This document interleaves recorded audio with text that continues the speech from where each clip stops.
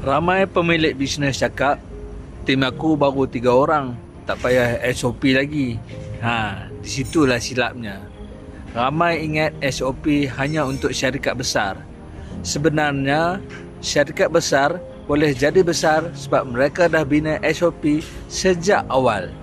Kalau semua benda masih dalam kepala bos, setiap kali staf baru masuk, kena ajar dari kosong. Setiap kali staf berhenti, ilmu pun hilang. Setiap kali silap, ulang kesilapan yang sama.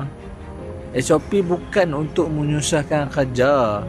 SOP dibuat supaya kerja yang betul boleh diulang oleh sesiapa saja. Bila sistem dah kukuh, bisnes lebih mudah berkembang. So, jangan tunggu bisnes besar baru nak buat SOP. Bina SOP semasa masih kecil lagi. Sebab bisnes tak membesar kerana ramai pekerja. Bisnes membesar kerana sistemnya semakin matang.